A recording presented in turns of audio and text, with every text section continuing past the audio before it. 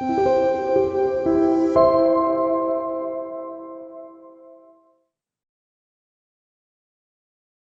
이전 시간에 이제 패널 데이터의 스트럭처에 대해서 설명하고 그 패널 데이터 가지고 풀드 OLS를 하면 어떤 문제가 발생하는지까지 이제 얘기를 했습니다. 그래서 지난 시간에 봤던 그런 필드를 다시 이제 어태치를 하고 그걸 이제 DF에다가 넣어서 풀드 OLS를 이제 한번 해보겠습니다. 그리고 그 결과를 아까 봤듯이 뭐 두 변수가 설명 변수가 다 굉장히 유효하게 나온 것까지 봤는데요. 이걸 가지고 우리가 패널 데이터로 이제 리그레이션을 할 때 쓰는 기법들에는 이제 어떤 것들이 있는지를 설명하면서 저 OLS의 결과와 비교를 한번 해보도록 하겠습니다. 그 전에 이론적인 설명을 조금만 이제 드릴게요. 뭐 수식은 생략하고 개념 위주로 이제 설명을 드리겠습니다. 아까도 얘기했듯이 패널 데이터를 분석할 때는 두 가지를 유념해야 됩니다. 인디비주얼하고 개체죠. 개체에 따른 차이, 그 다음에 타임, 시간에 따른 차이, 이제 둘 다 고려해서 패널 데이터 분석을 해야 됩니다. 이때 이 인디비주얼 이펙트 하나만 고려하거나 타임 이펙트 하나만 고려하는 그런 원웨이의 패널 데이터 분석도 있고요. 또는 이거 두 개를 동시에 고려하는 투웨이 방식으로 패널 분석을 할 수도 있습니다. 그리고 이게 원웨이가 됐건 투웨이가 됐건 차이를 이 아까 개체와 시간에 따른 그 영향, 이거를 우리가 이제 이펙트라고 한다 그랬잖아요. 이 이펙트를 하나의 상수로 볼 것이냐, 고정된, 아니면은 얘를 확률 변수로 볼 것이냐에 따라서 모형이 또 나뉩니다. 그래서 저 이펙트를 상수로 보는 모형을 픽스드 이펙트 모형이라고 하고요. 그리고 이펙트를 확률 변수로 보는 모형을 랜덤 이펙트라고 합니다. 그 픽스드하고 랜덤 그대로 이제 번역한 말이죠.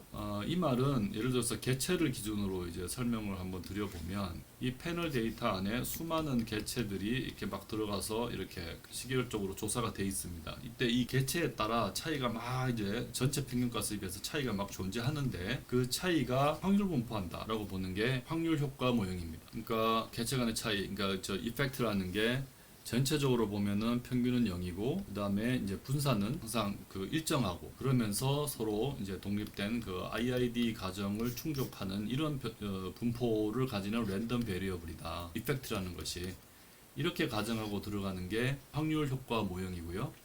랜덤 이펙트 모형. 이 확률 효과 모형이 이제 훨씬 더 자연스럽고 주어진 데이터 안에서 훨씬 이제 이피션트라는 거 데이터 효율성이 높다는 거죠. 이피션트한 분석을 할 수가 있습니다. 근데 이런 가정을 맞춰주지 못할 때 아까 말했듯이 저 랜덤 이펙트라는 것이 그러니까 우리가 가정했던 이 기본적인 전제 조건을 맞춰주지 못하면 이 확률 변수로 가정하고 분석한 확률 효과 모형의 결과는 이제 컨시스턴트하지가 않습니다. 그렇기 때문에 사용하지 못하게 됩니다. 그때는 어쩔 수 없이 이제 픽스드 이펙트 모형을 써야 됩니다. 얘는 랜덤 이펙트 모형에 비해서 훨씬 더 이피션트 하지 못합니다. 인이피션트 합니다. 그리고 또 문제가 뭐냐면은 뒤에서 좀 더 설명할 텐데 시간에 따라서 값이 변하지 않는 그런 변수 같은 경우는 넣어서 분석을 할 수가 없습니다. 넣어서 분석은 가능한데 그 개수값이 계산되지 않습니다. 반면에 이 랜덤 이펙트 모형은 시간 불변의 변수에 대해서도 그것의 효과를 계산해낼 수 있습니다. 그러니까 훨씬 이피션트하고 타임 인베리언트한 설명 변수도 분석할 수 있는 게 랜덤 이펙트 모형이고요. 근데 얘는 랜덤 이펙트 자체에 대해서 가정하고 있는 이 확률 분포에 대한 가정이 있기 때문에 이 가정이 충족이 안 되면 그냥 상수로 보는 픽스드 이펙트 모형을 써야 한다. 그때는 이피션시도 좀 양보를 해야 되고 한편으로 동시에 시간적으로 불변하는 타임 인베리언트한 변수의 개수는 구할 수가 없다 하는 것을 이제 먼저 이해를 하셔야 됩니다. 근데 이게 이제 수식 없이 막 설명하면은 사실 암기밖에 안 되는데 조금만 더 이제 설명을 드리면 이 픽스드 이펙트 모형부터 설명드리면요. 그러니까 어떤 변수 y가 있는데 패널 데이터로 분석을 하면은 각 개체에 대한 기호인 i와 시간 t가 둘 다 동시에 들어가죠. 그래서 크로스 섹셔널 할 때는 i만 들어가고 그리고 이제 타임 시리즈 분석할 때는 주로 이제 t만 이제 들어가는데 패널에서는 yit 이렇게 씁니다. 는 해가지고 여러 가지 이제 x가 다수일 때는 이제 라지 x로 쓰고 이제 베타라고 쓰는데 이 변수들이 이제 y라는 종속 변수에 미치는 영향이 이 베타로 표현이 될 거잖아요. 그때 각 개체마다의 차이를 나타내는 항, 그러니까 ai라는 항이 들어가게 됩니다. 아까 말했듯이 개체별 차이와 시간의 차이 두 개를 둘 중에 하나만 볼 수도 있고 두 개를 동시에 볼 수도 있는데 지금은 개체를 중심으로 이제 원웨이를 설명하는 겁니다. 그래서 개체마다의 차이가 픽스드 이펙트라고 할 때는 우리가 이제 AI라는 항을 집어넣는 거죠. 그래서 개체마다의 차이가 A1은 얼마고 A2는 얼마고 하는 식으로 차이가 이제 개수값이 이제 계산이 되는 건데요. 요게 이제 상수 형태로 이제 들어가는 거죠. 그게 이제 픽스드 이펙트 모형인데 얘를 집어넣어 가지고 요 전체의 베타 값들을 계산해내는 이제 방법에는 역시 여기서도 여러 가지 방법이 있는데요. 이 개체의 차이를 그냥 더미 변수를 집어넣어서 리스트 스케일을 하는데 더미 베리어블로 하는 방법이 있고요. 그걸 LSDB라고 합니다. 그 다음에 각 이제 Y도 그렇고 X도 그렇고 모든 변수에 대해서 이 IT의 값을 그거의 시간에 따른 평균값으로 빼가지고 이 값으로 X도 마찬가지고요. X, IT도 XI 요거로 전부 다 변환해가지고 리그레이션을 하면 그때 구해지는 이 베타 값이 그냥 한 거하고 똑같습니다. 이렇게 변환해서 넣는 이거 이제 각 변수 안에서 변환한다고 해서 within transform이라고 합니다. 그 다음에 그게 아니고 이 t가 아닌 t-1 이거 차분값으로 넣어도 비슷한 계산이 됩니다. 그거를 이제 first difference 1차 차분한다고 해서 first difference라는 기법도 있고 뭐 이렇게 이제 여러 가지 기법을 사용해서 이 베타 값들을 구해낼 수 있습니다. 이게 이제 픽스드 이펙트 모형인데요. 이 중에서 이제 제일 많이 쓰는 게 WT 모형을 많이 쓰거든요. 왜냐하면 이제 FT 모형에서는 오창에 여전히 좀 문제가 여전히 좀 남아 있는 경우가 많고요. LSDB는 이 개체의 개수만큼 더미 베리어블이 들어가야 되기 때문에 변수의 수가 이제 무진장 많아지죠. 그래서 이제 efficiency가 떨어집니다. 그래서 within transform 모형을 제일 많이 쓰는데 어느 모형이나 마찬가지로 이 모형을 잘 보시면 y의 각각 개별 값을 yi의 평균 값으로 빼주는 거잖아요. 근데 설명 변수 중에서 시간에 따라서 불변하는 값은 x1부터 x 라지 t까지의 값이 전부 다 x 평균값하고 같잖아요. 그래서 이 트랜스폼 하는 순간 이 변수의 값이 전부 0이 돼 버립니다. 그래서 개수가 계산이 안 되는 거예요. 픽스드 이펙트 모형에서는 아까 얘기했듯이 이제 시간 불변한 변수들을 넣어가지고 모형을 돌릴 수가 없다는 게 이제 그 이유입니다. 반면에 이제 랜덤 이펙트 모형에서는 이제 이런 트랜스폼을 사용하지 않기 때문에 시간적으로 불변하는 그런 그 설명 변수도 넣어가지고 개수값을 구할 수 있습니다. 이 클래스에서는 뭐 이론적인 설명은 이제 여기까지만 하겠습니다. 사용법 위주의 강의니까 수식이나 이론적인 내용에 대해서 궁금하신 분들은 교과서 같은 거 좀 찾아보시기 바랍니다. 그러면은 우리가 언제 랜덤 이펙트를 쓸 수 있고 언제 랜덤 이펙트 모형을 쓸 수 없기 때문에 픽스드 이펙트 모형을 써야 되는지 그런 거를 우리가 선택할 수 있어야 되겠죠. 그때 제일 많이 쓰는 게 이제 하우스만 테스트입니다. 그러니까 하우스만 테스트의 원리는 상당히 간단합니다. 그 FE 모형도 해보고 RE 모형도 해본 다음에 둘 사이의 결과가 컨시스턴트한가 안 한가를 보는 겁니다. 그래서 차이가 없으면 이제 RE 모형을 쓰는 거고요. RE 모형이 컨시스턴트하지 않으면 그때는 이제 FE 모형을 쓰는 겁니다. 그 하는 법을 이따가 보시면은 훨씬 더 직관적으로 이제 이해가 되실 거고요. 그리고 FE를 쓰든 RE를 쓰든 이 이펙트 자체가 유의해야 되잖아요. 그러니까 우리가 막 이런 모형을 써가지고 폴드 OLS를 쓰기 불안해서 이런 모형을 써가지고 했는데 사실 이 픽스드 이펙트라는 것 자체가 유의하지 않더라 또는 랜덤 이펙트 자체가 유의하지 않더라 그러면은 굳이 저 모형 쓸 이유가 없는 거죠. 폴드 OLS보다 더 성능이 좋은 기법이라고 말할 수가 없습니다. 그래서 이런 모형들을 써서 패널 리그레이션을 할 때는 이 각각의 이펙트도 유의해야 되고 그리고 유의하든 안 하든 FE와 RE 사이에서의 선택 그러니까 RE가 컨시스턴트 한지 안 한지 테스트도 해야 된다. 여기까지 기억하시고 코드를 같이 보도록 하겠습니다. 패널에 대해서는 코드 양이 많지 않아서 금방 설명을 드릴 수 있습니다. 먼저 픽스드 이펙트 모형부터 보면 원웨이부터 설명을 드릴게요. 그러니까 지금까지 원웨이는 그러니까 개체 위주로 설명을 했잖아요. 아까 얘기했던 투자와 밸류와 캐피탈이라는 세 개 변수 가지고 하는데 거기다가 이제 팩터 그러니까 회사 번호를 팩터 변수로 집어넣어서 그냥 OLS를 돌립니다. 이건 우리가 더미 변수 넣어가지고 보통 많이 했던 거잖아요. 패널 데이터에다가 개체별 더미 변수를 넣어주면 저게 개체에 대한 원웨이 픽스드 이펙트 모형이 되는 겁니다. 이 더미 변수의 개수 자체가 그 픽스드 이펙트의 크기가 되는 거죠.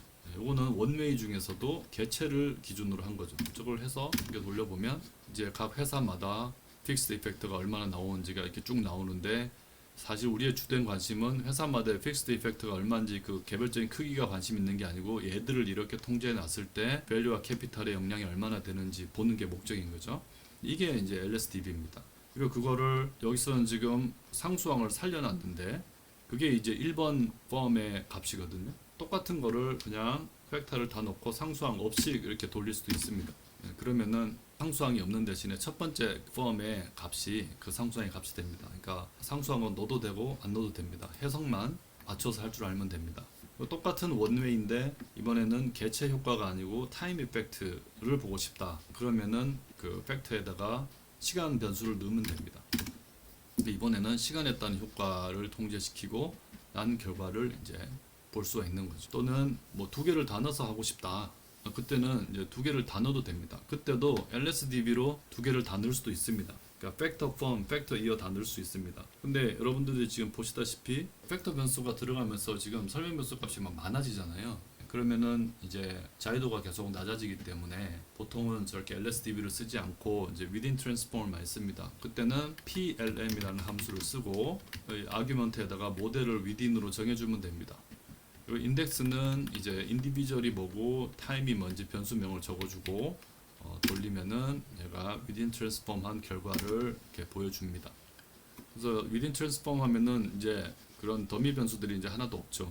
이걸 많이 씁니다. 그래서 개수값과 그 유의성을 확인할 수 있고요. 그리고 나서 우리가 많이 하는 게 이제 지금 픽스드 이펙트 모형을 돌린 거잖아요. 그래서 그 픽스드 이펙트의 크기가 얼마나 되나 하는 거는 그 크기 값도 이렇게 볼 수가 있고, 그 다음에 PF 테스트가 그 픽스드 이펙트 자체가 존재하냐 하는 거를 묻는 겁니다. 여기 보면은 픽스드 이펙트 자체가 0이다 하는 거를 이제 검증하는 건데 P-밸류가 굉장히 낮아서 얼터너티브 하이포테시스를 보시면은 이 시그니피컨트한 이펙트가 있다 하는 걸 보여주고 있죠. 그래서 풀도 OLS 하는 것보다 픽스드 이펙트를 돌리는 게 더 낫다 하는 거를 이제 이걸 통해서 확인하는 겁니다.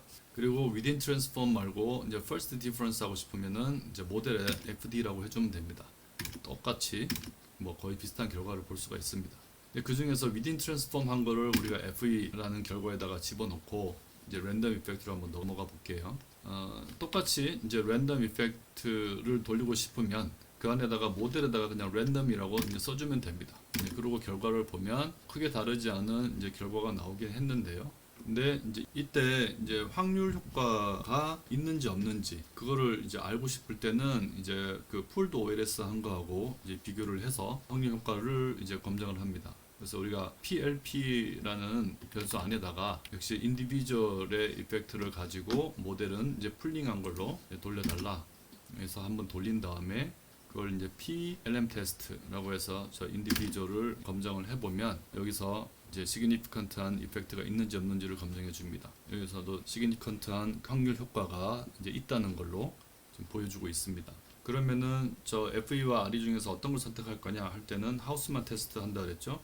하는 방법은 너무나 간단합니다. 이제 PH 테스트 하면 됩니다. 순서에 조심해야 되는데 FE가 앞에 와야 되고요. 컨시스턴트한 게 앞에 오고 인컨시스턴트 할 수 있는 게 뒤에 가야 됩니다.